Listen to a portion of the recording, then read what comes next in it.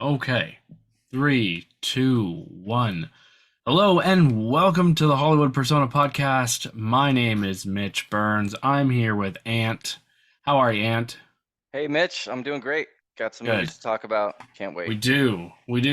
Shorter episode this week. Like we're kind of caught up. Yeah, I've moved. You are not on vacation, so we can kind of do this at a week at a time now again. So which yeah, I is have good. less of a batch to do all at once. Yeah. Um, So we are going to talk about VHS 85. Obviously, The Exorcist Believer. We have both seen. I saw The Creator. I saw that back to back, The Exorcist Believer and The Creator. Uh, Ant saw When Evil Lurks. Um, and The Royal Hotel, which is the new one from the team that did The Assistant, Julie Garner, and the same director. I can't remember her name, Kitty but Green, I think. We'll get to it. Yes, yeah, that's right. Fair Play, and then I have seen a few of the Wes Anderson shorts that are on Netflix right now. And I was going to talk about Pet Cemetery because that was one of the horror movies I watched recently. And Anderson, Ant saw a documentary called Plan C. Yep. Um, so yeah, podcast business. Um, I have started a Patreon. I don't even think I told you that, Ant. No, you Yeah, haven't. did I tell you that? No. So I have started a Patreon. You can join at the $5 level. I will try to be doing some bonus stuff on there. Um, and then the $10 level, you can assign me a movie once a month, whatever movie you want me to watch. So if you want to sign up for that, I will put the link down below. Ant and I will try to work together and figure out what we're gonna do with that. Sorry, Ant, I did it on a whim last week, and I forgot to even mention on the last episode. Yeah, But like so is it for this show or is it for it's for just this. Mitch? Okay. It's for the Hollywood Persona, and I'm gonna have on like some other guests, and obviously whenever you feel like you have some extra time, we'll do some bonus stuff. Yeah, that Um, sounds great. yeah, if and Definitely do that. yeah, I do have some other like bonus shows that I guess I can say right now. One I want to start is just called Canceled, and I'm gonna take a person who has been canceled and I'm gonna do all the research and kind of just talk about it and my feelings on it and try to have a guest, like Kevin Spacey or Weinstein, and I'm gonna give you all a deep in detailed um background on it, on that person, and that's just one of my ideas that I've had for months and months I've wanted to do. So and then yeah, a couple other little things, but you can also do the $10 level, which you sign me a movie once a month, any movie. And we will also have stickers coming. I have someone working on stickers, so if you sign up at the $5 level, you get stickers sent to you, and that is really exciting. I have someone working on that, some cool designs. Um, Face of Horror. I am still in it, and it is Wednesday right now. Tomorrow morning it'll be Thursday, and that is the last day to vote for me. So as you're hearing this, you have till the end of the day to vote for me. So if you don't mind going down and shooting me a vote, I'm somehow in second place thanks to a very generous person. I won't say his name, but kind of came out of nowhere and donated a lot of money. And I don't know how to feel about it because it's just, it's like somebody coming and saying, like, here, let me just buy you new tires for your car, and you don't even know them, but really sweet. Last but not least, I just wanted to bring it up because I just finished reading The Diary of Anne Frank. Have you ever read that? No, I haven't. So The Diary of Anne Frank is obviously about a young girl. She gets a diary on her 12th birthday, I think, and not long after her and her family go into hiding. and and they are hiding from. It's a true story, and they are hiding because they are Jewish, and it's a and so it is a true diary from a young girl who, and it is day to day, um, her time in literally an attic with seven other people, and this is a really really good book. Anne Frank was a very very smart girl, a young philosopher, and I don't know what else I can say. If you haven't read this book, I just think I wanted to bring it up because I think people our age are just going to look at it and be like, well, if I didn't read it in school, I'm not going to read it now, blah, blah, blah, blah.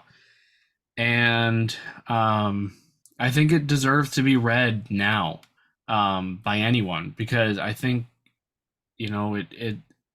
it'll remind you what it's like was like to be a young kid like her age. And then, also if you're a parent, God, there's so much about parenting in there and putting yourself in the shoes of a young kid. And so I just wanted to talk about that. So I know it's kind of out of nowhere, but it's a beautiful, beautiful story. Actually, I I did the audiobook, and Selma Blair Hmm. read as Anne Frank. So now I will always have Selma Blair's voice as like I hear her as Anne Frank. But anyways, movie news. You want to do it? No, I'm just kidding. Yeah, you want me to? You can read one if you want. Sure, yeah, yeah. So I did hear about this. Rumors are swirling around the Aquaman 2 set. The movie set to release in a little over 2 months, towards the end of December. Of course, it's directed again by James Wan. It's got Jason Momoa, Amber Heard, and they've both been in the news because I think it was, well, apparently Jason Momoa showed up on the set drunk, dressed like Johnny Depp, and was claimed to have tried to get her booted from the movie. These are from court notes, and while many have denied this happening, saying Momoa was very professional on set, Amber Heard has denied to comment on it. Uh, the notes go. Uh, the note also goes on to say that director James Wan was hostile towards her on set. Um, the more interesting part of this is that it has basically confirmed that Heard was almost fired back in 2019 after the first movie was released. The studio claimed a lack of chemistry between Momoa and Heard. Duh. You could Yeah, see, I could see that in the movie. yeah. Um, apparently, the studio ixnayed this decision after Heard's former boyfriend Elon Musk threatened the studio with scorched earth letter, saying something like, "He'll burn the house down if she's fired off it." Isn't that Um, crazy? it is, and I wish I And had looked into this more because I want to know, like, I want to know the exact words because this sounds pretty sensational. Um, we like that's the thing is it's so all of this is coming a group of people paid to have like her, Transcripts. yeah, like the transcripts and the court notes and stuff so they could read more. And that was like apparently stuff that was said by Amber Heard to her therapist Jeez. in like 2019, like back, you know what I mean? Oh, I wonder how um they got that. Usually that stuff's confidential in the U.S. because the courts asked the therapist for it, and the therapist said sure, and then it becomes public if they, if the transcript, like, I'm just surprised that the therapist would say sure, because usually, at least as far as I know, doctor-client privilege is only to be breached if you're a threat to harming yourself or someone else. So, but I think Amber Heard said okay because it oh, was more, you know what I mean? Because it favorable was to her. that's exactly, yeah, exactly the word I'm trying to say. It's favorable to her to have that come out, I see. like that she in 2019 talked to a therapist about this stuff. Um so anyways, so it's just interesting. We don't really know much more. Everyone is denying to comment according to the sources. Like Momoa hasn't said anything. Obviously, Elon hasn't said anything. Amber Heard hasn't said anything. So, That's probably smart for them and to uh, not say and anything. yeah, and then this goes on. Kind of Aquaman: The Lost Kingdom is in a very weird spot. The whole thing is in a weird spot. Like first of all, Aquaman, the first one, made $1.15 billion. Like Yep, I remember that. But this is the last remnant of the Snyderverse. James Gunn and Peter Safran of Warner Discovery have stated that we will not see Momoa as Aquaman again in the DC universe. In fact, as of now, the only people we will see continue in the DC universe, he came out the other day and said, is Zolo Mariduana. I said that wrong, but the guy who plays Blue Beetle. Viola Davis as Amanda Waller from the Suicide Squad movies, and John Cena as Peacemaker. Because the second season of that show is yet to And come she out. was in Black Adam, I think. Yes, yes, yes, she was. Yeah, You're for a right. short Or for a short minute, yes, she was. You're right. right? Yes. Didn't she send in like Yeah. not peacemaker anyway.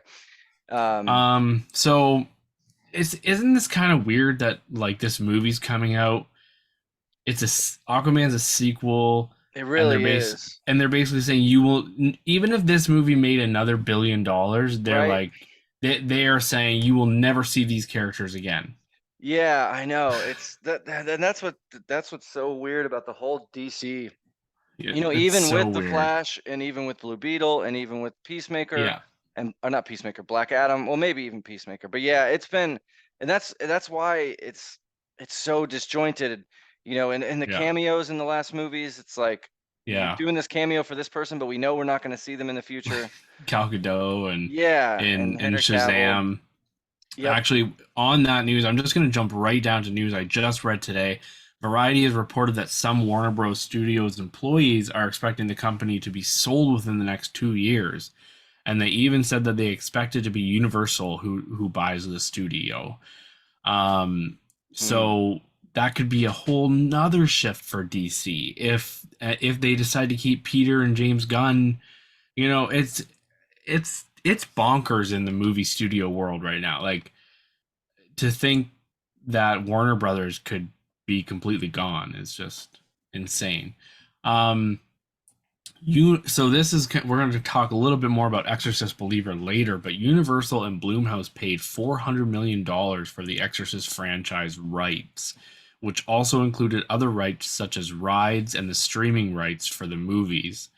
Exorcist Believer is maybe still the first in a planned trilogy.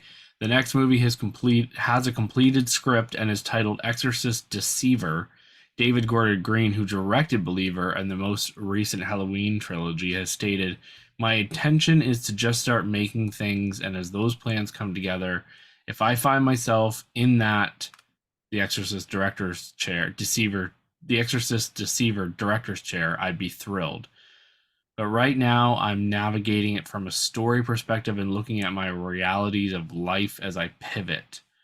Also, Exorcist Believer already has a streaming date of October 24th. Not streaming, but VOD. So, um, I think Universal's best bet is to cut ties with David Gordon Green. Um, Definitely. but we will get into that later. Taylor Swift's concert movie Eras Tour is estimated to open at 150 to 200 million and will easily score the highest opening for a concert film, as well as becoming the top grossing concert pick of all time in its first weekend alone. It also should boast one of the biggest openings of the year, despite its hefty runtime of 2 hours and 48 minutes. So I am working Friday, Saturday, Sunday night, and I am not looking forward to it. The general manager of the theater texted me and said, "Hey, do you mind working 3 nights this week? Usually I only work two, you know." Yeah. And I told him I would, but man, yeah, not looking forward to it. It's gonna be crazy. I mean, you know, we're a little different because we're a full dine-in theater and Yeah, bar, yeah. but But that's going to give them even more reason to just dress up and drink yep, and yep, you know everything. Like it's going to be some of these people coming to yours are going to be a full night of just woo yeah. Taylor. Although I'm kind of glad that it's 3 hours long because that Less spreads shows. out. Yeah, it spreads Yeah, out the amount like of actual people that can come day to day. You know, if it was 90 minutes, then it would be two more, you know, two yeah, times the amount of showing. So, and we're yeah. not one that is like we don't have midnight showings that kind of thing. Yeah. Um, so yeah, we'll Okay. see. So I'll have plenty to report next week So that'll about be that. fun. Yep. And in news that comes, Jada Pinkett Smith has stated that her and Will Smith have been technically separated for 7 years. And in news that comes 18 months too late, Jada has said, I th- about the slap. I thought this is a skit. I was like, there's no way that Will hit him. It wasn't until Will started to walk back to his chair and I even realized it wasn't a skit. I'm going to be by his side, but I also allow him to have to figure this out for himself. Was she offended by Rock's joke? She said, I mean, that's what comedians do, Jada said. I would just have to say that I'm not really here to make any judgment on how people decide to express themselves and express their art. I'll say that several times I've had my feelings hurt for sure. I've had my feelings hurt a lot by Chris, but at the end of the day, too, being in the spotlight, it comes with the territory. Dude, I don't know what She's to make of crazy. this. Yeah, I just think, The whole she, situation is just a mess. yeah, And like, but like, why come out now? I was just gonna And say she could have said this early on, but and she that would it didn't. would have calmed the waters if she had said Yeah, yep. that like all of this right there, that would have calmed a lot of things. And like apparently she also said in the interview that Chris came up right up to her afterwards and said, hey, I'm so sorry, and all she said was, I can't talk about this right now. So Yeah, I'm not a fan yeah. of her, really, at No, all. I'm not either. But anyways, apparently they are split up, but she said divorce is not an option. So Why, and like, why air your I family matter yeah. this out in the press too? Because like you don't have to say all this. No, you don't. You Right? don't. They could have just stayed quiet and Like all you, that stuff a few years ago talking about her having an affair and right? entanglement, Yeah, Anyways. it's like the aunt we all know that posts way too much shit on Facebook, like Yeah. every time they get a Yeah. wart or a pimple. Jerry's dead. Yeah. All right, you want to give us the box office? Yeah, all right. So speaking of The Exorcist Believer, it came in at number one with almost $27 million, which is okay. It's not terrible. Yeah. For a horror movie, that's pretty decent. If you compare it to Hmm. other horror movies from this year, it's pretty good. Yeah. Um, It but for costs it only costs like 30, but Yeah, yeah. that's And then not I think including. worldwide right now, I saw an update. I think it's around 50. But of course, we're going to see it take an absolute nosedive this Yeah, weekend. for sure. Not only because word of mouth is probably pretty soft, but of course, Taylor Swift Eras Tour is just taking over. So Hmm. I'm going to be so curious to see the percentage drop next week. Yeah. This might be 75, 80%, which would be insane. So then Paw Patrol and week two comes in at another 11.3 million. That's a 50% drop. Just to give an example, that's their second week. Saw X with another 7.8 million at number three. The Creator, unfortunately, came in at number four with only another 6.2 million. Yeah. Um, and then The Blind, that Duck Dynasty, like Oh yeah. slash religious something, Yeah. still took the number fifth spot with 3.2 million. Hmm. So yeah, there's not too much interesting here. Pretty soft box office overall. I mean, if you add all these numbers up, this is less than 50 million. Hmm. And you really want at least 100 million every week at the box office total for all 10 movies. Yeah. I So have it's this yeah. I have to say though, there is a chance that Exorcist could still do well. Yeah, yeah. Sorry, that could still do well next week because all that is coming out is the Taylor Swift movie, and there is a lot of people who are like, well, I want to go see something. It's October, and I don't like Taylor Swift, so it's Yeah, as still counter programming, yeah. yeah, like I hate Taylor Swift, but I want to go see something. I'll go see The Exorcist. So I don't know, and I also saw just before we recorded that this is the first weekend that Barbie has dropped out of the top 10. Yes, she finally So left after yeah, 11 weeks, I think it was, yeah. in the top So 10, which is insane. and it makes sense because she's been on streaming or VOD for 2 or 3 weeks now. So Yeah, yeah. I mean, anyways, let's jump into movie reviews. Let's do it. Um, What do you want to what? do first? Let's just get right into Exorcist Believer. Yeah, let's do it. Do you want to set it up? Do you want me to? Yeah, yeah, I can set it up. So, Exorcist Believer is a 2023 horror film, and it comes out about 50 years after the original. Yeah, this is supposed to be Exorcist the original, and then this one. You're right. So this is like they did this. David Gordon Green, who directed the Halloween trilogy, did basically the exact same thing with Yep. the Halloween movies because he ignored all the sequels and made it a direct sequel, and he did the exact same thing with this, which I kind of hate, but whatever. This movie stars Ellen Burstyn, Jennifer Nettles, Leslie Odom Jr., Olivia O'Neill, and Dowd is in there. Uh, Lydia Jewett, Raphael Shabarge, and bunch of other people. Um, That's the yeah, that's the main. crux of the yeah. And so basically, two girls. They're too young. They're two good friends. They do the thing where they're going out one night and they tell one parent they're going to be at one house, and then they tell the other parent they're going to be at the other house. But really, they actually go out in the woods, and the main girl, Leslie Odom's daughter, her mom died in the 1985 or no, the 2013 Yeah, the recent one. Haiti earthquake, and we get that scene at the beginning. So she goes down into some woods, into some like little cavern or underground thing to do a seance with her friend because she wants to connect with her mother. And it's obviously, I don't want to say too much more, but like these girls go missing.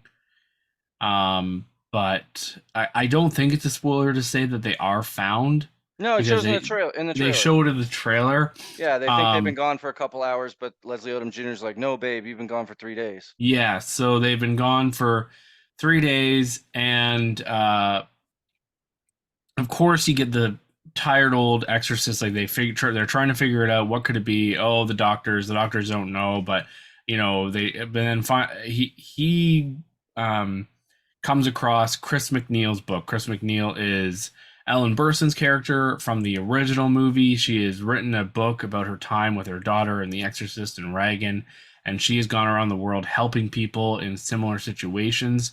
So he calls her, and don't you know it, 90-year-old Ellen Burstyn shows up to help him out. And yeah, I guess that's all I'll say about the plot, unless you think I missed something No, I there. think that's good. I think that's good. What'd you Yeah. think of the movie? Well, I gave it three and a half. Okay. I'm definitely a lot higher on this movie than a lot of people. Um, and I I don't really I'm having a hard time understanding the hate. Okay. I think this was a very serviceable Exorcist movie. I thought it was fun. I thought the opening was great. I thought all the build up was great. Everything with Ellen Burstyn's character was really good. For the And few minutes she's in it. yeah, she's not in it very long. And I would say I would drop it down my review now that I've given it more time and stuff down to like a 2.5, maybe 3 stars. Because a lot of what happens in the once the exorcism stuff starts, it's all kind of like forgettable, been there, done that. Yes. There's like for some reason 19 people in the fucking room who we don't know or care Yeah, about. yeah. I saw people say it's like the Avengers of The Exorcist. Avengers Right. Assemble. Yeah, yeah, that's really great. And Ellen Burstyn's character isn't even one of them. Right, Who's she's in? gone. She's gone at that point.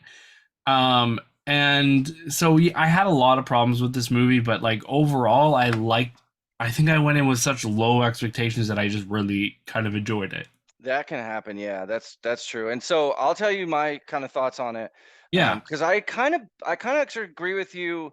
And I want to say like the early on part, the first third or maybe first half, it was good. It was really working on me. The the sense of dread that the movie made while Leslie Odom Jr. is trying to find his daughter was scary. And we Hmm. saw the trailer. Of course, we know it's called The Exorcist. We know there's going to be some exorcisms, but Yeah. them looking for their daughters when they find them, the medical stuff they go through, Yeah. when he gets her home and then things start acting weird, like all that I thought was pretty cool and done well. I It know was the just church scene was in the trailer, but it was really good too. yeah, so Um, that scene, let's talk about that scene, man. I couldn't it made I think because I saw it or heard it so much going in and out of the theater, I mhm. just it was funny to me. Her that little girl saying the body and the blood, the body and the blood. It made me Right. laugh and I didn't mean to. I was just like, "Oh, this is so silly." Cuz I can see that. she does the kid thing where they look down and look up Yeah. at you, to try Yeah. and look evil and sinister. Um and yeah, and the way they did Ellen Burstyn, so I wanna say this, if this wasn't a sequel to Friedkin's Exorcist, then this would be just a fine, normal exorcism movie, but I think Yeah. because they chose Yeah. to put it in that world, the expectations are higher, and the things Yeah. that they do with it don't line up so well with that one, like, Ellen Burstyn's character, and you said you recently rewatched the first one. She would do anything for her daughter, and then so for her to then cut ties and not have seen her daughter in 50 years just didn't track. And then, Yeah. you know, and That's then true. Yeah. and then in this one, she's like, "Oh, they wouldn't allow me in the room because of the patriarchy," which fine if that's true, but that wasn't the truth. If you remember from the first one, they didn't want her to get hurt. So these priests and other people were risking their lives to save this woman's daughter. So Yeah. that's Yeah. that's the Yeah. thank you they get is being called the patriarchy. So that's just Right. one thing. Um, Yeah, yeah, and I because when actually, yeah, that kind of tracked weird in my brain when I heard that, and yeah, right? when they said that, I was like, I was like, I swear, she was kind of in the room for a lot of it, Yeah. and then they asked her to leave. I don't understand, but yeah, Yeah, and I agree with you. There's just way too many characters. And if we're gonna do a double exorcist, we only see the POV from Angela, Leslie Odom Jr.'s daughter, right? Like we start right. with her from the beginning. We don't know anything about this other girl and their Hmm. family, except maybe they're a little they're more religious or they're religious. Yeah, I did like Ann Dowd. She's always a great presence in She's movies. a great. She's Hereditary. Did you see yeah. Mass? Oh, I love. Yeah, yeah, yeah, God, yeah. she She was was good in great in Mass. that. Yeah. Um, I don't like. There's something that happens in that exorcism scene that I really did like though. Um I there's something that happens between the one girl's mom and then Leslie Odom Jr. And they look at each other and they both say we're not going to do it. oh yeah, yeah, I liked that. I mean, and then it ends up happening anyways, and it's just right. so frustrating. Yes, yes, Um I hated that moment. I hated that moment, but like that I was like, okay, this is something interesting. It was almost like a Sophie's Choice kind of thing, but not really. And then, oh yeah, go ahead, But finish your thought. yeah, no, keep going. So I was gonna say Ellen Burstyn in this movie, Leslie Odom Jr. That I guess it doesn't matter, but somehow he finds her, like he finds the book, and then he's so all of a sudden flew out somewhere to find her because she's at like a beach house or something. And this Yeah. is set in Georgia, actually, where I live, which is kind of cool. Hmm.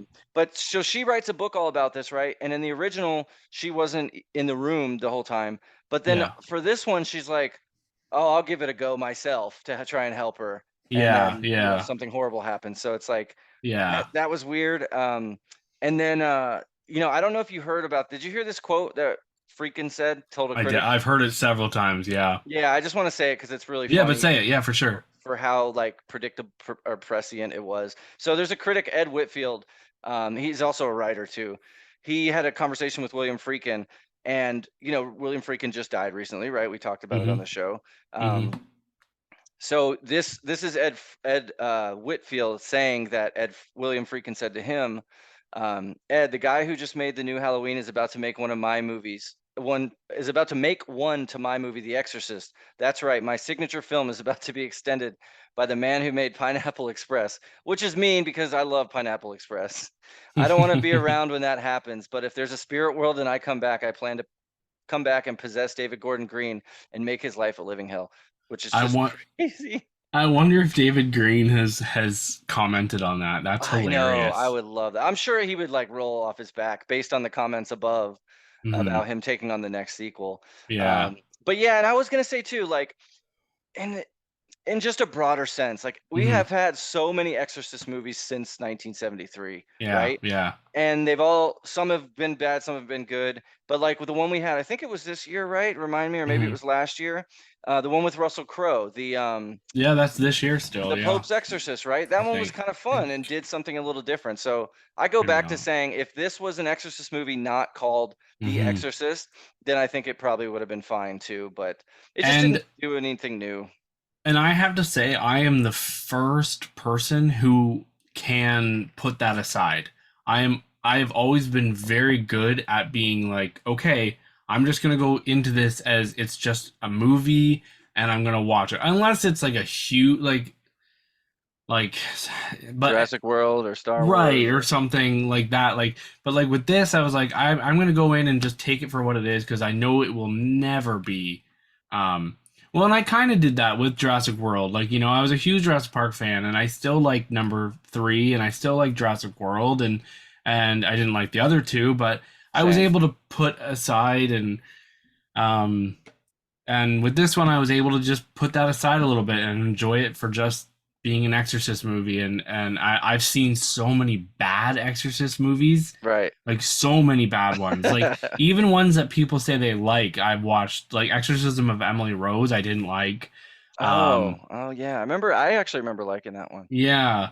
So I don't know. I even got a little emotional at the end. I'm not saying like I loved it. I'm just saying it was Cool. at 2.5 for me, and yeah, I don't really, I hear what you're saying, but it doesn't take it down for me at all. That's So cool. That's cool. And yeah, the very last note that I had was that because I'd watched the original, I remember a couple things just stuck out to me. Like the opening, it was just, and if the movie's good, then these things, you point these out as like being good. But when I yeah, don't like the movie, these are bad. yeah, So the both of these movies opens with dog fighting. Remember the first one is in like Iran or somewhere. yeah, yeah. Um, It is Iran, in this movie, Angela steals the bacon from her dad, and then the original Reagan was stealing the cookies.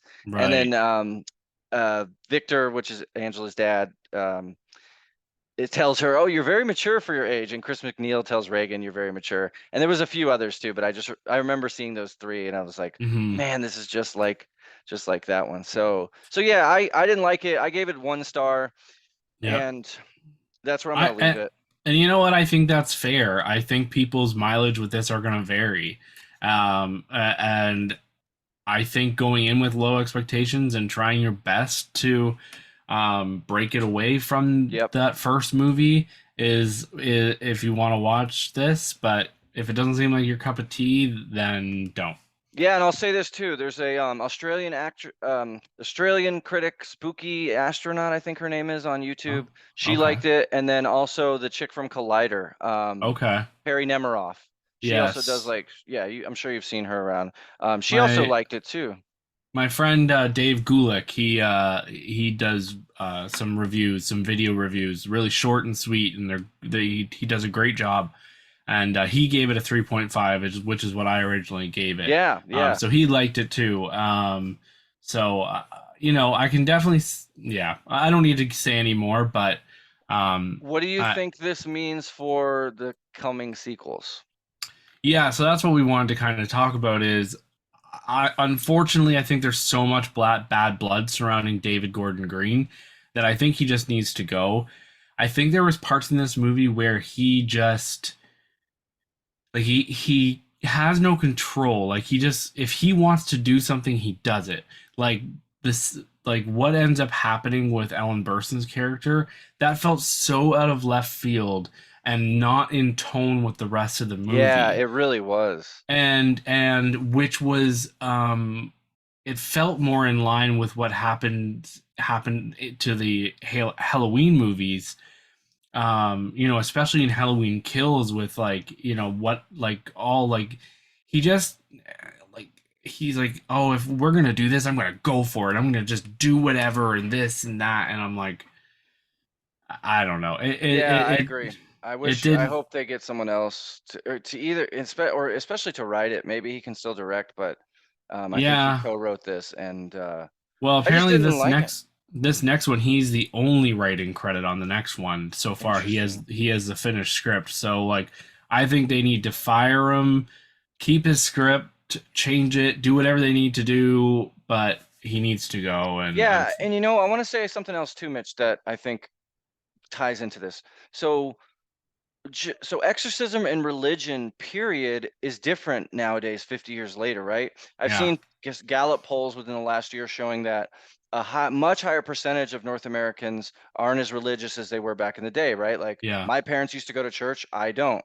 Lots yeah, of my friends who now have kids, they don't go to church either. Like church yeah, has just waned, right, as time goes on, well, for whatever reason. And that's not necessarily right or wrong, yeah, but and maybe the Catholic Church scandals cause a lot of people to lose their faith and stuff like that. yeah, So yeah, it's not as a big a thing in our culture as it was in 1973. yeah, So yeah, that could be another reason why it just wasn't, like, a lot of the scares weren't working for me either. So yeah. yeah, And I was looking, when I was watching The Exorcist, I was watching and I was thinking, like, oh, I wonder what the first Exorcist movie is, like the first movie that involved exorcism.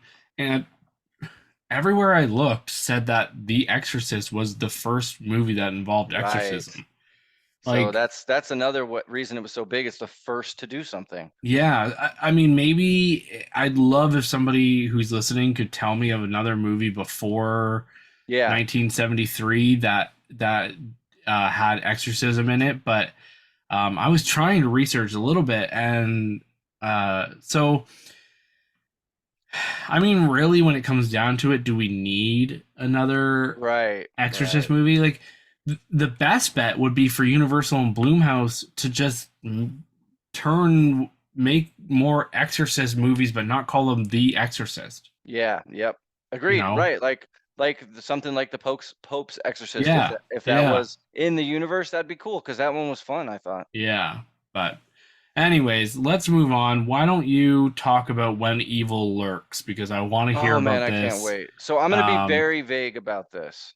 yes, because you were telling me over text today that you need to go in cold. Yeah, it's really best to go in cold, that's how I went in. So, all right, so it's called When Evil Lurks, 2023 movie. It might be unrated. It's very gory and bloody, so that's a trigger warning for people who don't like those kind of horrors. It is brutal, and things happen in it that made me say out loud, "Holy shit!" Like involuntarily as I texted you. I I was love just that. me too. That's the kind of thing that I go to movies for, is to be surprised, and so surprised that I'm like, "Holy shit! They just did that." Um, so it's these two brothers in a remote village. They find a demon-infected man, and it's not really a demon-infected man. And this is all in the first 10 minutes or so, so I'm not going to spoil anything. He's totally inflated in pus, laying in a bed, and like he looks like he's 600 pounds, and he's got sores Jesus. and uh, pus is coming out of his eyes and nose and mouth. He can barely breathe or talk. His Ugh. poor family, he doesn't know what to do with him. Um, and Wow. in the log line, it says the man is about to give birth to evil itself. They decided to get rid of the man, but merely succeed in helping him to deliver the inferno.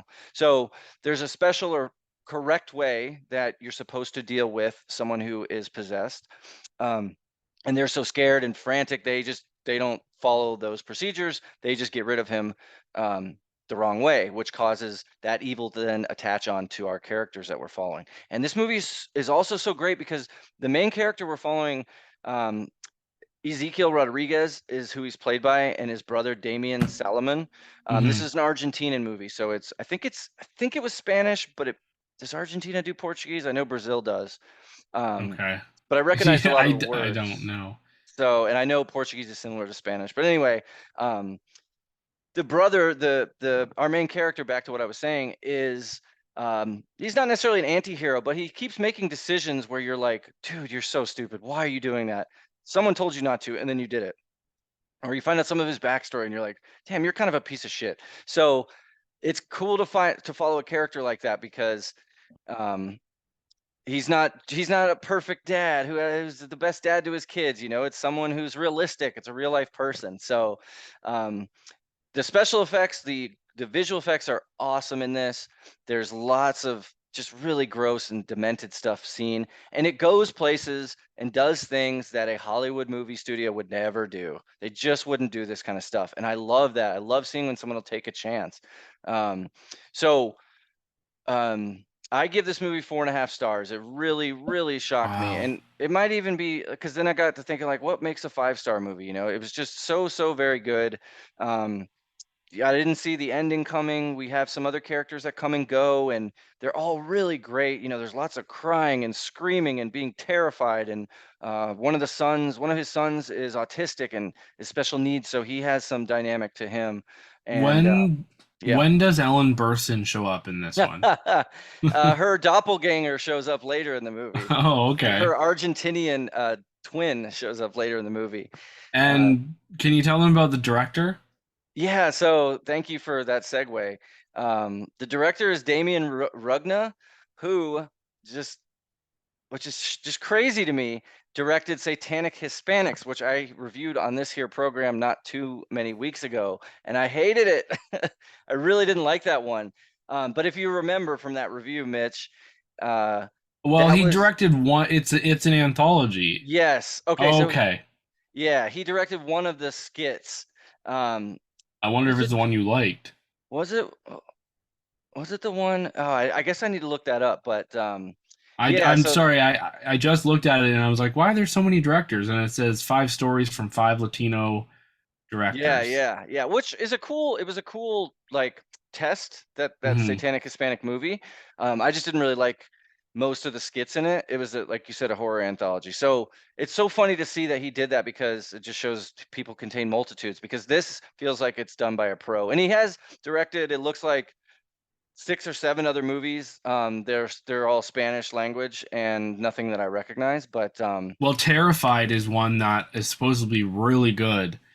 Bruce Perky said he's actually getting to see When Evil Lurks today. He's going to see it right now, and he said, "I'm so excited because I loved Terrified." ooh, I should check So out Terrified then. This is yeah, 2017. I'm gonna watch it as well.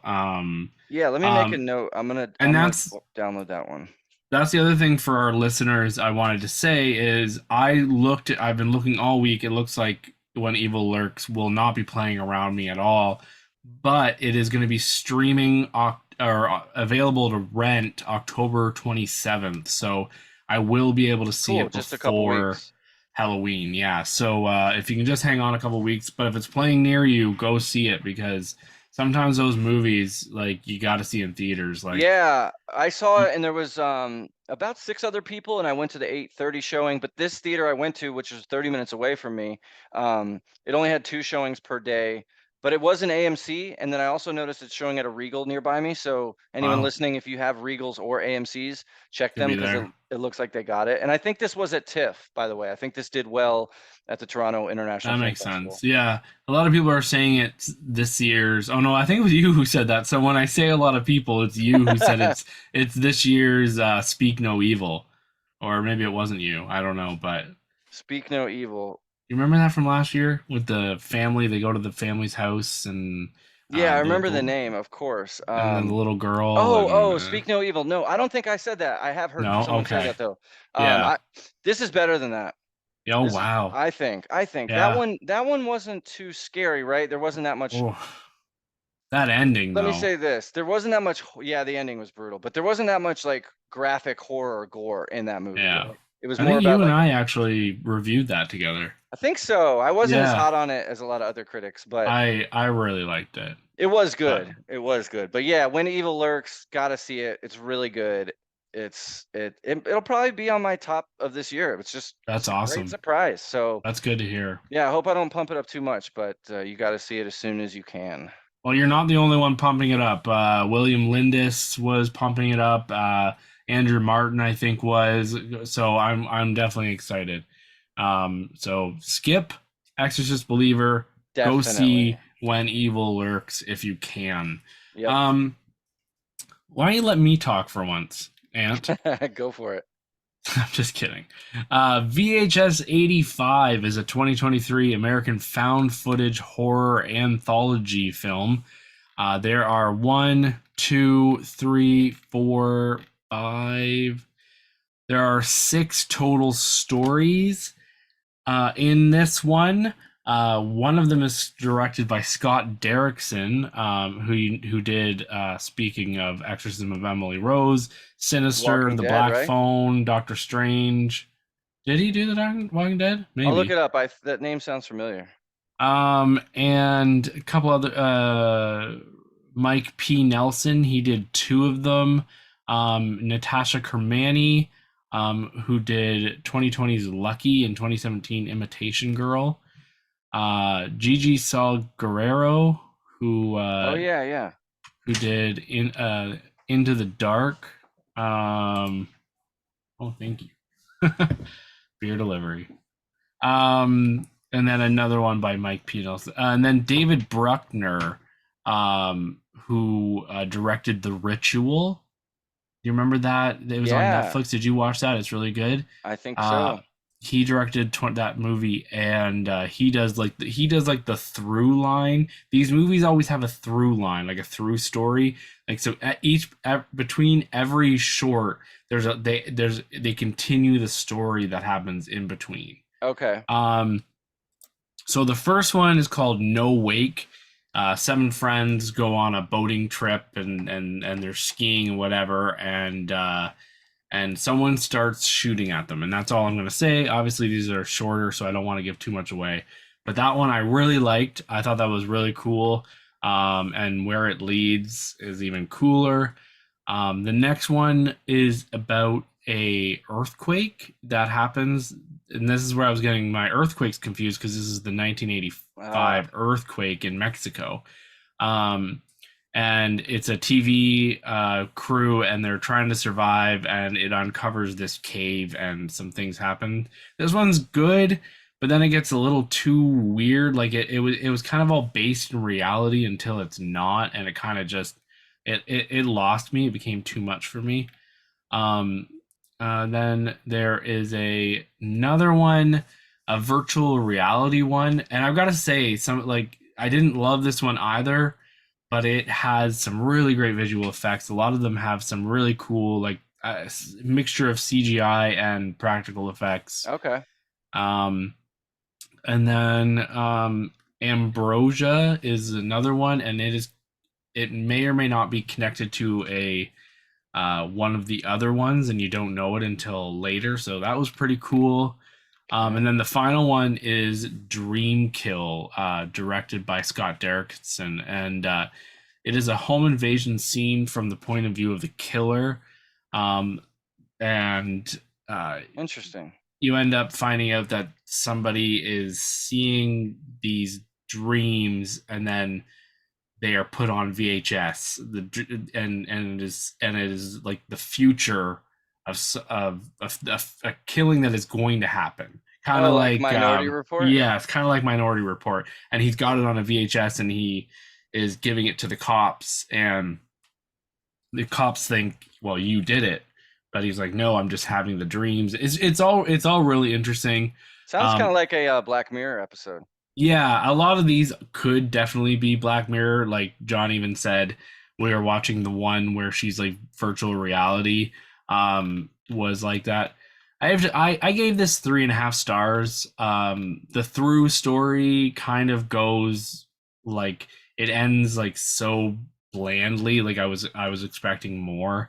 But yeah, so I think if you liked my favorite so far has been VHS 94. That one is awesome. It's so so so good. I love that. I wish they would all just be around the 90s. But so this is probably the second best VHS I've seen. These movies have gotten better as they've gone on. The one thing I'm sick of though is uh they try to make it look so much like a VHS or like a shitty Ah, VHS copy, right? And it kind of gets irritating after a while because like it's like we're now like 5 movies into this franchise, and like we're still doing this gimmick where it's like, everything's distorted, and it's hard to see things. It's dark, it's grainy, and it's Yeah. kind of not fun anymore, you know? I get that that's the gimmick, but Yeah, but they could still call it VHS 92 and use DVD quality, right? Like yeah, like I that don't wouldn't know. hurt it. That wouldn't hurt it. Exactly. So, anyways, VHS is 85. It is streaming on Shutter, as they all are. So, I definitely think it's worth your time, if you're like having a few drinks, and this is a good one to just throw on with some people, because if you don't like one, well, the next one's coming up and you might like it. So, Yep. Yep. yeah. So that's Cool. VHS 85. What Awesome. about the Royal Hotel down there? Why don't you tell us about that bad boy? Yeah, let's talk about the Royal Hotel. So this is Kitty Green, as we mentioned in the run up, directed by Kitty Green. She did the assistant, right? And it starred Julia Garner, who is also the star of this movie here. Um, this also has Jessica Henwick, who we know from Oh, yeah. Glass Onion. She was big in, and she was in Love and Monsters, which we talked about last week. Mm-hmm. She was also in The Gray Man and The Matrix Resurrections Mm-hmm. and On the Rocks. You'll definitely recognize her. Yeah, you would definitely recognize her. Um, so it's yeah, Julia Garner, Jessica Henwick, Hugo Weaving is in this in an unrecognizable role as a fat Ooh, old bartender, which was really cool. I didn't notice him until almost the end of the movie. Um, love him. and that, yeah, yeah, he's great, and he gets to play with his Australian accent because this is set in Australia. So it's called the Royal Hotel. Um, After running out of money while backpacking in a tiny male-dominated town in Australia, in the Australian outback, two friends resort to working holiday at the Royal Hotel. When the locals' behavior starts crossing the line, the girls find themselves trapped in an unnerving situation that grows rapidly out of control. So, really, what this story is it's very kind of similar in the same world as The Assistant, Mm-hmm. in the sense that it's about women having to deal with men that are being borderline inappropriate. You know, they're sending off vibes that aren't comfortable for the women. Um, and they are partying on this awesome boat with a club, and they run out of money, so they go to this employment office and they say, hey, we need another job. They're kind of like backpackers. They're from the US, but they tell people they're from Canada, which is so funny because I've heard of people doing that because Yeah, me too. we're not as welcomed across the rest of the world. So yeah, if I ever travel, I'll be saying I'm from Canada as well. um, and People then yeah. even, sorry, people even buy like the iron-on patches to put on their Oh backpack so right, people yes. know they're Canadian. Yep, But yep, and that works a lot too, especially if you go over to places where, like Australia, what is part of the British Commonwealth as well as us, right? yep. So, but anyways, Yeah. So they go to seek a new job. It's like a work and play thing where it's like you mm, work for a certain time to help out a certain place, and then they pay you, and then you get time off to explore that area. It actually seems like kind of a cool thing. But yeah, where they get sent to is in the middle of nowhere, Australia. And you know, Australia is just as big as the continental US. So mm-hmm. there's lots of, and it has less population than the entire state of California, let alone Wow, the entire US. So um, it's spread out, kind of like Canada. Canada has about the same population as yeah, California too. yeah, And Canada is massive, way bigger than massive, Australia. yeah, just a lot of unlivable places. Yeah, yeah. But yeah, so they get into this bar. Hugo Weaving is the bartender. He is a miserable drunk. I mean, he's stumbling. He can barely talk. He's an asshole. And yeah, the guys there, you know, it's a mining town, right? So there's no Mm-hmm. women. There's one woman that works there. She does the kitchen of this bar, and the place is shitty. It's got like snakes in jars up above the bar. It just smells like beer. The cinematography and set design and stuff is done very well. But I kind of was bored a lot with this movie because I Mm, get the message it was going for. And the girls, the acting is fine. You know, I don't really like Julia Garner that much. I hate to say this, but she has this kind of like that resting bitch face look. She mm-hmm. seems like Yeah, she comes off, and she was like this in The Assistant too. And I know, of course, I'm a man, so me saying this, whatever. She just comes off like someone that I wouldn't get along with. She doesn't seem fun and engaging and outgoing. Not that she has to be. Just seems like someone that I yeah, wouldn't get yeah, along well with. I wouldn't be mean to her, but I would just, yeah. hello, nice to meet you, move along, right? So However, from a woman's perspective, seeing this, I bet they would love it, and I bet they would totally feel in line with these women because what the guys are doing in here, and they're all doing kind of different things. Some are, some are handsome. Of course, the handsome ones isn't creepy because they're good looking, right? Right. But the older, creepy ones that aren't as good looking, those can be creepy. And there's one guy who's pretty intimidating and forward, and everyone's getting very drunk at this place, so Right. things can happen. So that's kind of the story there. And I want to say that what I would say, not that much happens. You think maybe something horrific will go down, but it's more about attention and kind of keeping you in suspense, like, oh God, is someone going to assault these girls? What's going to happen? They go on a day trip with one of the men. Is that going to be deadly for them? So Wow. that's this story. And Hmm. while it was done well, I just wasn't all that engaged with it. So I'd give it 2.5 stars. Yeah. I think there are people out there that will love this. A lot of the critics Yeah. I've read really do love this. So you might like it, but I And it's wasn't too hot based about it. on a true story. I don't know about that. Okay. I saw a pre thing at Maybe the it said that at the beginning theater. and I missed it. I saw a pre thing at the theater, and the girl said she read a newspaper article about it, and then she dug into something bigger. So maybe it's based on true events, kind of thing. Yeah, yeah, and it's Um. very of our time right now, Hmm. with women's rights and stuff, and Yeah. um sexual assault stuff being called out in the media. Yeah. So Yeah. it's an interesting piece. I just didn't love it. I like the assistant way better. I thought that was really, really done Me well. too. Yeah. So Yeah. yeah, if you come across this one, it's in theaters currently. I think limited. It's like in 600 theaters or so, something like that. So you I'll might be able to definitely. catch it. Yeah. Yeah, I'll definitely I would catch this one eventually. definitely worth seeing because it's done really well, Yeah. and it's a good conversation starter, I think. Okay. So that's the Royal Hotel. I gave it 2.5 stars. You want to So talk the creator next? yes, I really want to talk to creator. Yeah, tell me about it. Let me just pull up my notes actually, which I should have done earlier. But Ant talked about the creator last episode, so I am not really going to go into any of the actors, like who's in it, what it's about. But I fucking loved this Oh, movie, and good. I haven't stopped thinking about it. Like I haven't had this in a long time where I'm thinking about it like the next day. And I was the only one in the theater, so at first I was kind of, I was kind of on my phone, and was I was into it, and then but then like it just kept drawing me in and drawing me in more and more. Um and I don't understand people's reluctance to like this just because it has similarities in story to past movies.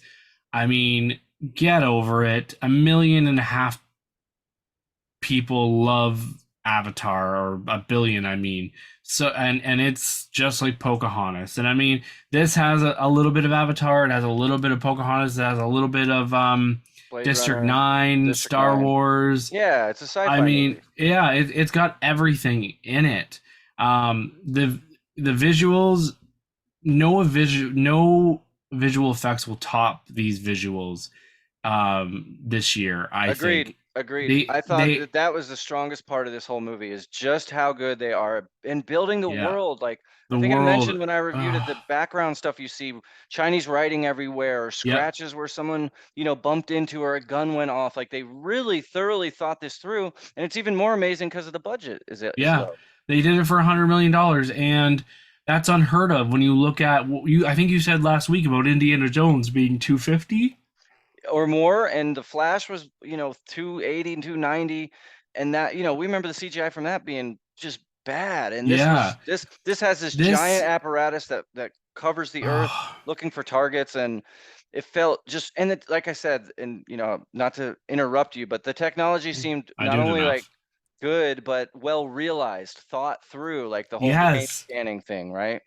Like that part was like a bigger part of the story, but even the little parts of the stories, like the different kinds of robots, the ship and everything, the different kinds of weapons, the many different kinds of weapons, and all the thought that went into that. I'm like, this Gareth Edwards, and I don't know if he's the only writer on this, but Gareth Edwards put so much thought and work into the world and the technology and everything.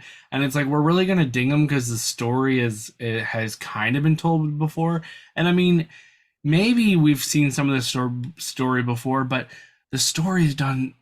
The story is really good, and I didn't know what was going to happen. Me neither. I had a few guesses, like, oh, maybe it'll go this way, maybe it'll go that way. There's a couple things near the end. There's a moment with Allison Janney at the end that really shocked me and surprised me, and like, she was really good in this. Allison Janney, I love her so much, Yeah, she's and at awesome. first I was kind of like, oh, great, like this isn't working, and then by the end I'm like, this is working. I like her in this role, and man, and Ken Watanabe, he's so great. And you know, like Pete Beta from the Middle Class Film Class, he was saying how, you know, Gareth Edwards is really good at scale, you know, and That's a good point. he proved that in Godzilla with like how big Godzilla was and like, you know, what he could do. And in this one I just like I remember they're having that fight and there's that boardwalk bridge and then there's the ship and everything is just so well thought out. Every minute detail of this movie is like well thought out that I'm 5 stars on this. Like Awesome. I think I gave it 4.5, but I have not stopped thinking about it for a week. And the little girl is great. She's really Um, good. If she and she's crucial to this movie working. Like and when you said that last week, I was like, oh, she must like be in it a lot. She is in it a lot, but she doesn't have like a ton to say. Right, not much Like dialogue. she's not always talking. I thought it was gonna be like her like talking a lot or being like annoying, but no, she was like, no, it's just Yeah, so there's a good. great weapon that's used. That's a self-destruct bomb. That was so clever. The one that Yeah. runs out of the thing and then, Yes. runs to it to its target. So Yes. clever. They didn't Yeah. have to give it a voice, but it does the Yeah. whole like, "It's been a pleasure serving for you, madam," or whatever. And then hmm it's, and even the sound design, the thump, thump, thump, thump as it Yeah. ran, Yeah.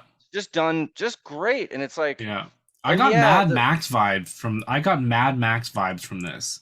it's like Mad Max Asian style, you know? Yeah, yeah. Um, Apparently he was in Vietnam and he was doing work over there and that gave him the idea to build this world in over there and stuff and the one thing I will say is there's I don't want to get into spoilers but there's I'll tell you after there's one spoiler point where like they didn't hammer it home enough.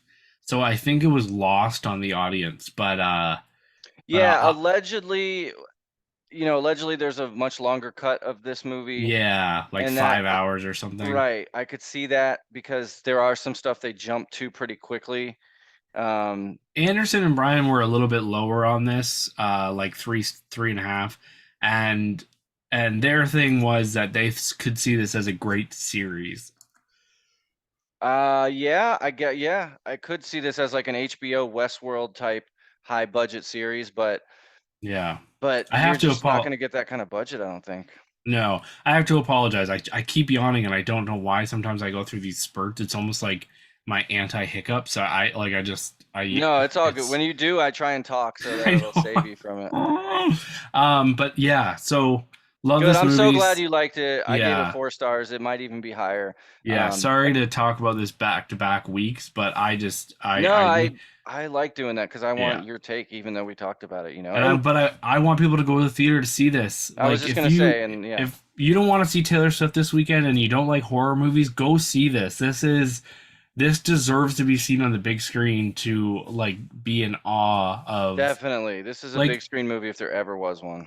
every I could have every scene in that movie hung on my wall. Like Oh, I thought it's about so lots of shots beautiful. where the you see the background and just one person Yes. walking. I'm like, that would be a perfect And Gareth wallpaper. Edwards did that with a lot of Rogue One. Like Rogue One was beautiful Yeah, like yep. that. So oh, I love that man. He has gone into my top 10 working today directors. Like I said that weird, but I think he's one of my favorite working directors today. Yeah, he's someone I don't think of that much, but But he's when he comes got out a with pretty something, great track record, right? I mean, Yeah, yeah. Godzilla, the Monster, creator, Rogue One, Godzilla. Monster. Yep. Yeah, like four movies that I like. So, um, yeah. Fair All right. play. Yeah. So I can cover Fair Play. So Fair Play is showing now on Netflix. It was also actually I think it's still in a couple theaters. It's in Landmark theaters here in the U.S., Okay. which is an art house chain.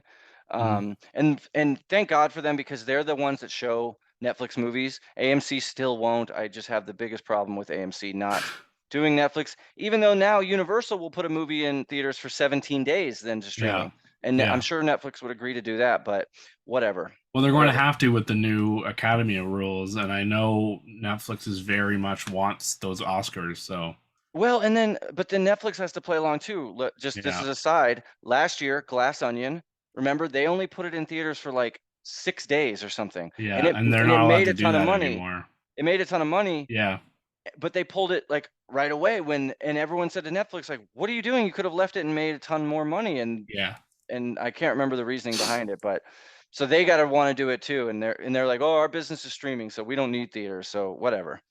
Um, so this is Fair Play, 2023, directed by Chloe Demont, I think is how you say her name.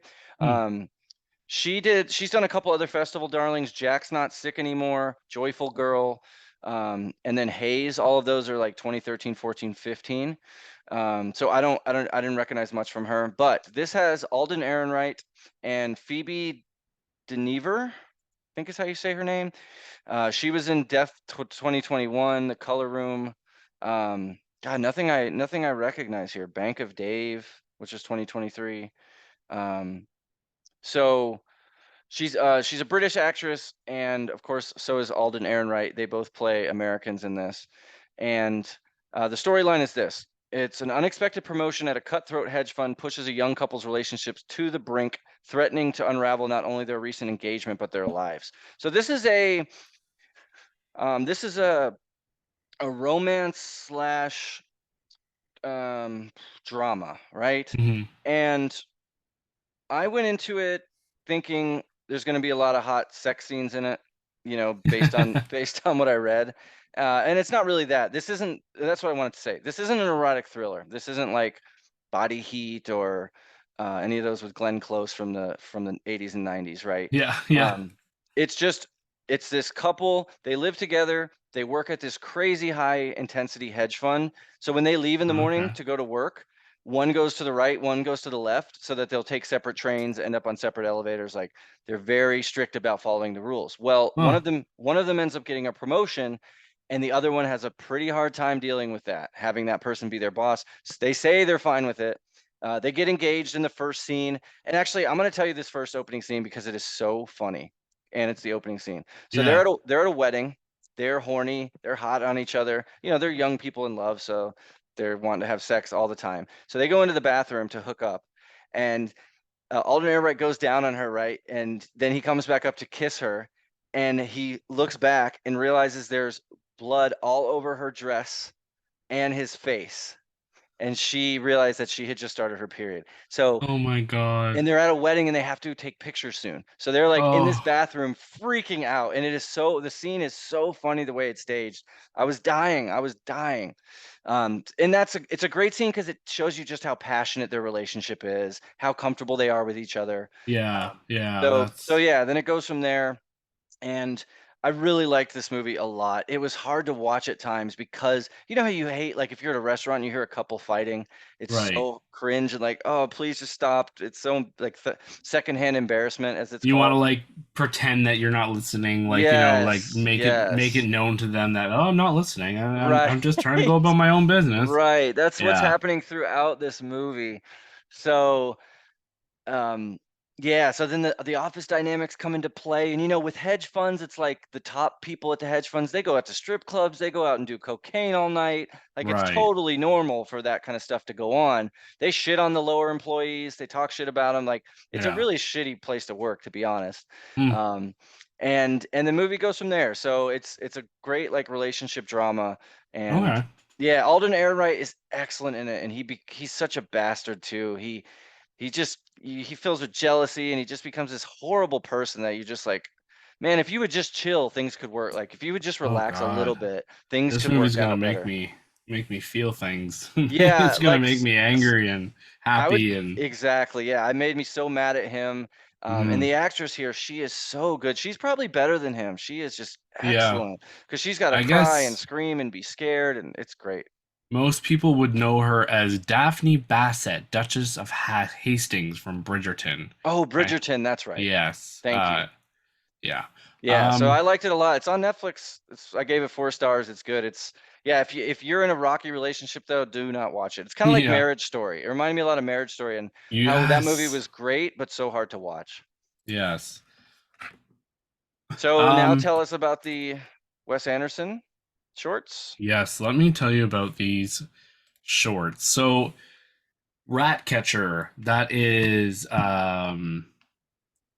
well, I'll start with Poison. Poison. They're all. I only I only watched the 17 minutes ones. I haven't seen the 38-minute Henry Sugar one, which is everyone says is really good. Which I will be watching shortly. But I watched Poison is the first one, and it's Benedict Cumberbatch, and he is laying in bed. He's got a book on him, and Dev Patel comes into the room and he says like hi and Benedict Cumberbatch is like shh and he won't move. He's stiff as a board. And he's like, "What's the matter?" And he explains to him that there's a snake that crawled into his like under his book or something. And if he moves, it'll bite him and kill him instantly because it's like this type of snake that'll kill him instantly. Okay. And this one is actually quite comical and funny. Benedict Cumberbatch is great, and it eventually Rafe Fiennes and Ben Kingsley get involved into this one, and Ben Kingsley is great in this, and so that one's fun. I enjoyed it. The next one is the Ratcatcher. Now, the Ratcatcher is basically just that. It's about hold on, let me just pull up. I don't have the actors. Ratcatcher short. Yeah. So it is I know it's Richard Ayoade, who you would probably know. Ralph Fiennes is the Rat Man, and then Rupert Friend. Um, and what I forgot to tell you is that in all of these, one of the characters is reading the book at the same time. So he is like, even when the person is talking, he's like, and then I said to myself, what are we Oh, doing? Like, you know what I mean? And then he's so like, that's the framing device. yeah, the framing, yeah, it's a little bit like Asteroid City, but this one's more like right in your face about it. Yeah, Like, or wasn't the French Dispatch like that in a way? Didn't wasn't it Bill Murray reading? was it? In this one, so in Anyway, the Ratcatcher, it's Richard Ayoade, and he's this young, like he's like seems like this young kid, and he's questioning everything. And Rupert Friend, he's got rats, and this guy comes out, and he's a rat catcher, and it's Ray Fiennes, and he's calls himself the Rat Man, and he's even got like rat like teeth and everything.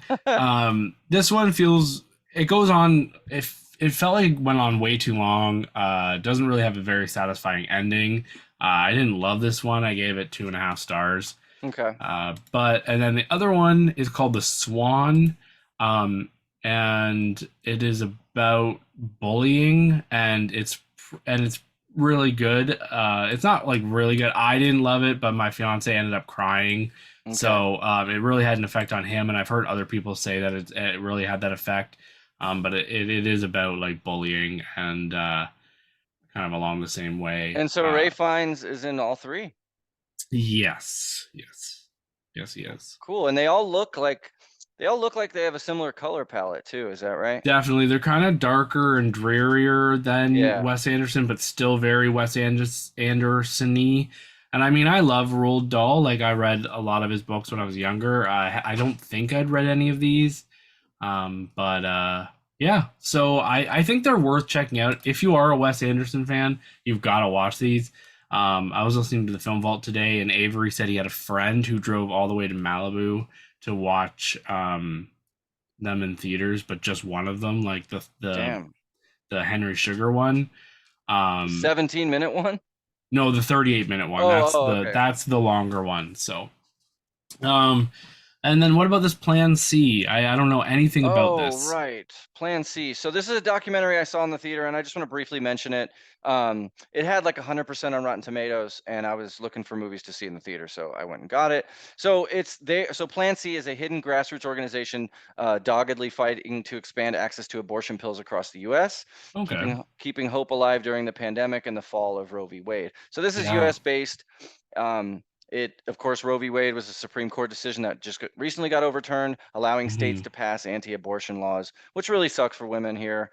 So this group of people, they cleverly use loopholes to mail pills to people who need them, abortion pills to people who need them. So they show them taking calls, and you just hear it in these people's voices, and it's like if someone who is anti-abortion would maybe watch something like this and hear these people explaining the situations they're in, it would be maybe more understanding as to why they need access to this medication. Yeah. And of course, I'm Yeah. pro-choice, so I'm already in the bag for a movie like this. Yeah.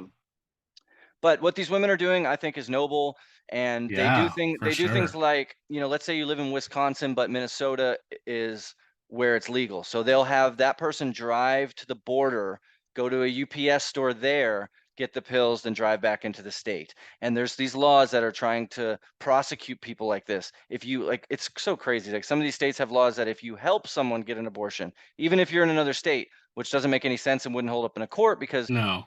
can't break a law for another state and not in that state. Yeah. Just like I Yeah. can't break a US law in Canada unless Canada Yeah. also has it illegal. Yeah. But yeah, so the documentary was good. I kind of think it was a little too long. It wasn't that long. It was only 90 minutes, but after about 75 minutes, I said to myself, "All right, I get it. I like the message. I get it.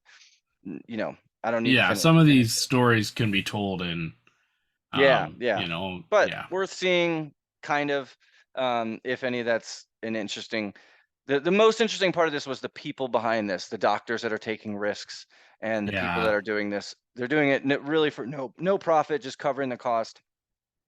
And yeah, like I said, you'll hear these phone calls they get that come in Yeah. and it's like, oh, I was with this my boyfriend, but he left me, or my boyfriend, this one, like her boyfriend died and now she can't. Or it's like people, there's a story in there. This woman has 3 kids already. The doctors wouldn't tie her tubes because she's only 24. And so it's a doctor telling her, no, you might want more kids when you're older. And she's like, bitch, I got 3 kids already. I'm good. Yeah. And Yeah. so her and her husband, who's in the army, they, have an unwanted pregnancy and she needs to terminate it. They can't handle 4 kids. They can't take on the extra cost and blah, blah, blah. So Yeah. it's all these stories in here that it's like, oh, it makes so much sense. It's so understanding. But Yeah. anyway, Uh, what about Pet Cemetery, the Paramount Plus one? well, it says here that it's an hour and 40 minutes, not 80 minutes. So Oh, okay. So then it did need to be so shorter. yeah, so you did it did feel longer. So yeah, no, actually, I caught up on the original Pet Cemetery. That's the one there. Oh, shit. Yeah, the Pet Cemetery from 1989, starring Dale Midkiff, Miko Hughes, Fred Gwynn, Denise Crosby, and Stephen King has a cameo. Fred Gwynn is great. Yeah, Stephen King does. I remember this movie, but Fred Gwynn is great. Listeners, if you don't remember, he's the judge in My Cousin Vinny. And then I Yes. think he plays who was he in that TV show? Like not Frankenstein. Herman Yeah, Munster? the Herman Munsters. He Munster. was Yes. the yeah. Yeah, and he is so great in this movie. You just want to give him a hug. He is like so fun. His acting, like he's like the neighbor that anybody would want to have. Um, he's the best part of this movie. The movie itself is still really good. It's one of the better Stephen King movies I've seen.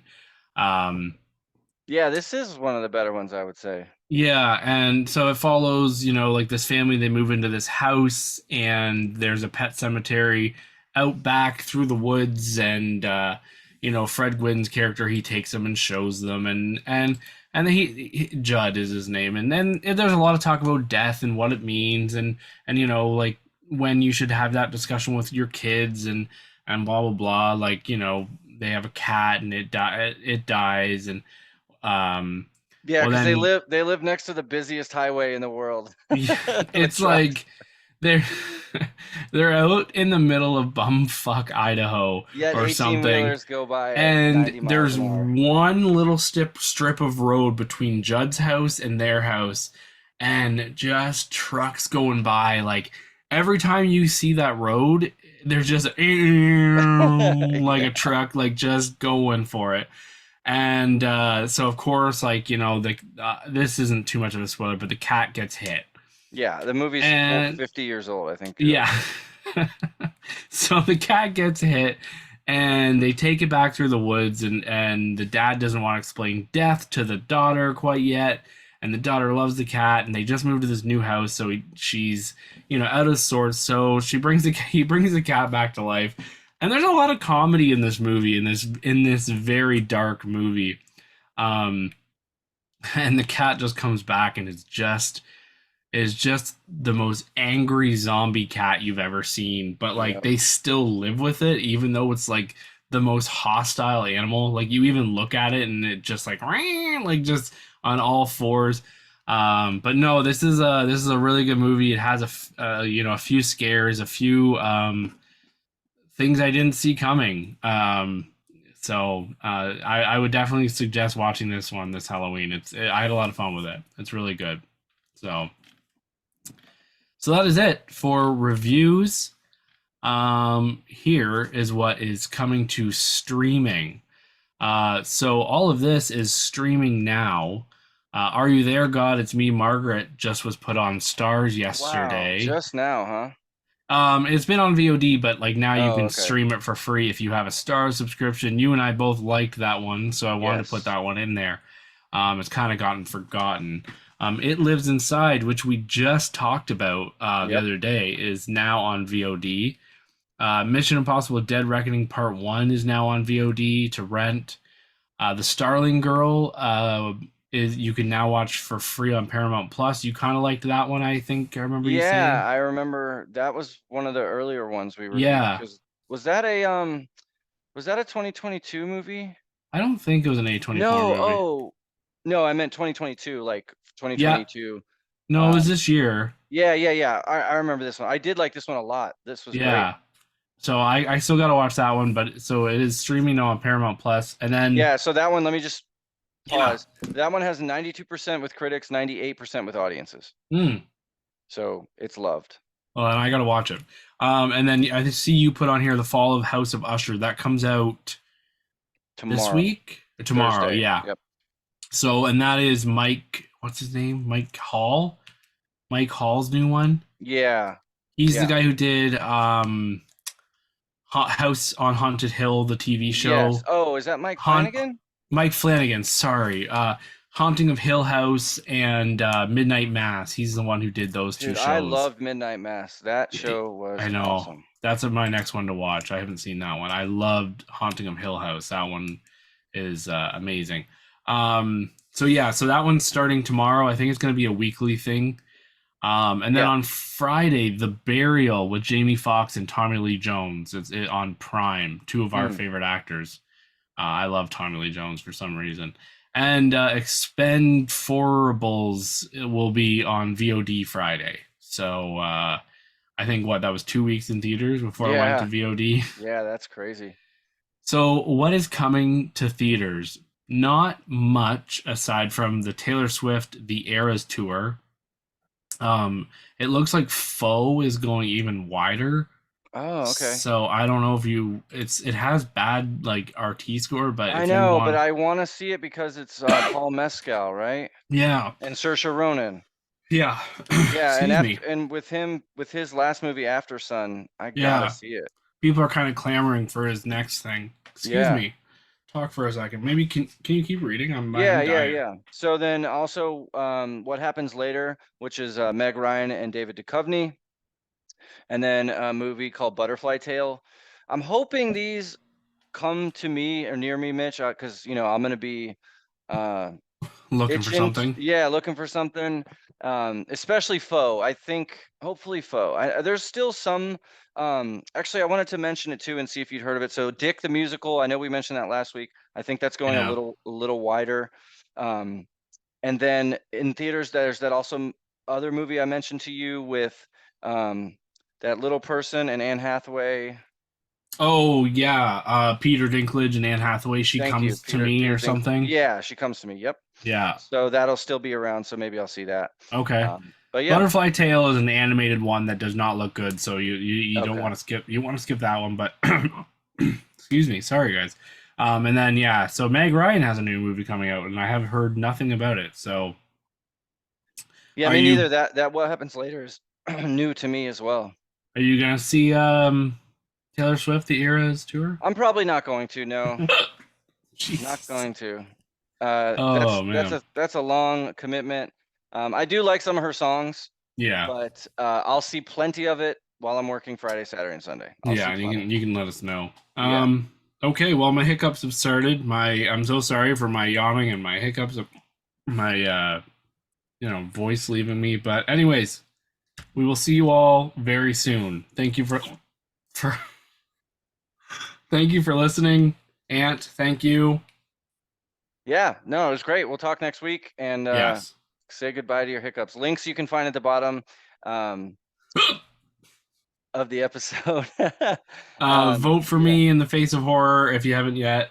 The link's right down below. Cool. Okay. Have a good night, man. Goodbye, everyone. Jesus. All right, man. All right, wait. When do we stop? Right. 3, 2, 1. Stop. Thank you for listening to the Hollywood Persona podcast.